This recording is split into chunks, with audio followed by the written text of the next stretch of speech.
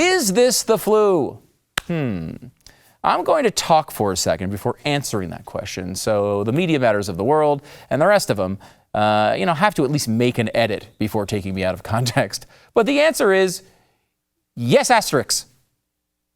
Okay? I put the word asterisk actually in the graphic so they couldn't just show a still frame of me without having to Photoshop the image. I don't know if it's going to work, but I'm going to give it a shot.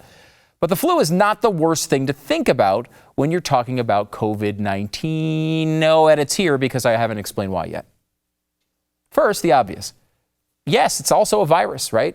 Okay. The reason that is important is that it communicates easily, that it spreads, like a virus. It spreads in similar ways.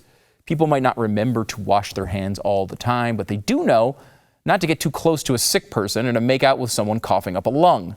It's also consistent generally to the flu because for most, it's going to be an inconvenience. If you happen to get it, it's going to suck. You might get really sick, but that's about all. Unfortunately, for some, it could be deadly. So no need to freak out, but there is a need to be careful and try not to make out with infected people as often. I don't want you to take it out of your life completely. Those are the similarities, but there are plenty of differences too. And the biggest one to remember is, yes, it's the flu year one. The flu year one really, really, really sucked. The Spanish flu happened in 1918 because it was a big freaking deal. It's probably the only thing you know about 1918.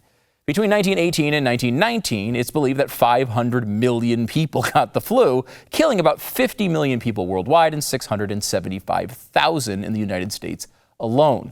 And it's not like it was some, Gwyneth Paltrow killing virus from the movie Contagion either.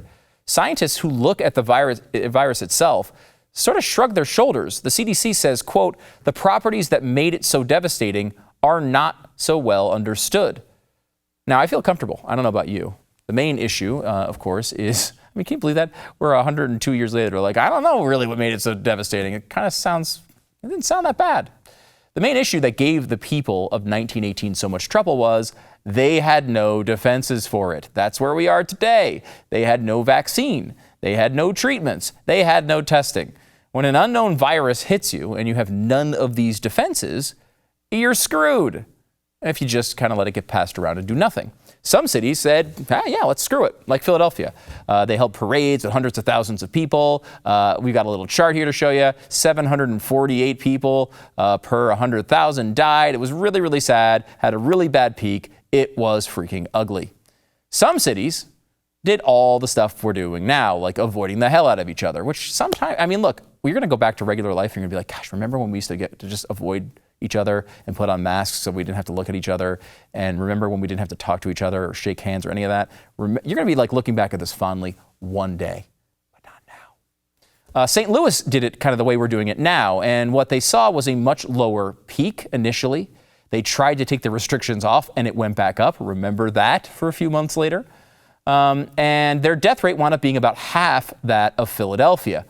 Look, this is a large part of the reason you're watching Tiger King at home right now.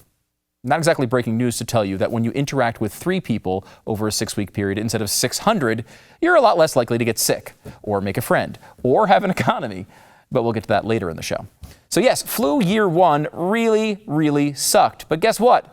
Flu year 102 also still really sucks. Think about this. It's a century later, and we still have tens of thousands of people dying from the flu every year. How does this happen? How is it happening still? And how is this our example of some wussy disease we shouldn't worry about? It's just a flu, don't worry about it. This little bastard has been haunting us for 100 years, killing over 500,000 people worldwide, and we're saying it's only the flu? Only the flu? The flu sucks, and we shouldn't just blow it off. In fact, when we're done with all this crap, I am personally going on the dark web and putting out a hit on the flu. It's my little gift to you.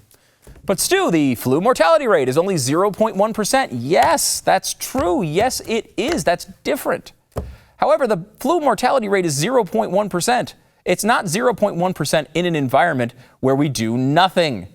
It's 0.1% when we have 50% of the nation vaccinated.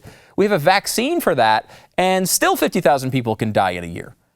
And let's not forget, we also have 4 approved treatments.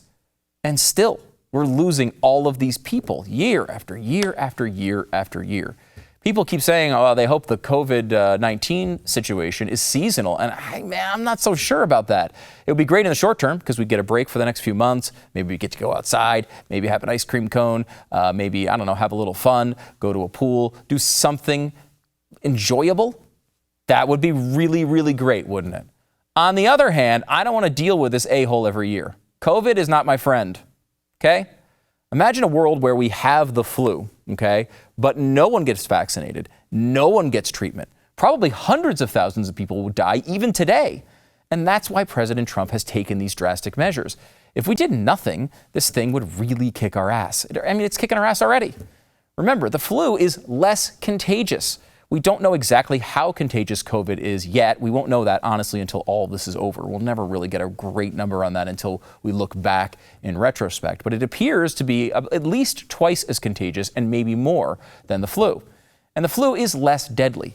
The most optimistic reports so far have COVID at 0.7% mortality, which is 7 times as high as the flu. I, of course, being your loving host and epidemiologist, still think it'll be a little lower than that. I think when it all comes out, when they look back at these reports, they're going to find that it's lower than 0.7%. But there's arguments that it could be higher too. I might be engaging in a lot of wishful thinking here. The bottom line is it's very difficult to come up with a situation where it's only as bad as the flu, which I remind you still sucks. And as we've grown as a nation, we have more people and more people living in cities. And they're all kind of all together. And that's why New York is a bigger disaster than Wyoming, okay? And that may very well continue to be the situation, but we have to watch every area closely until we know how to deal with this thing. So we have a more contagious, more deadly virus with no defenses and a larger, more urban population.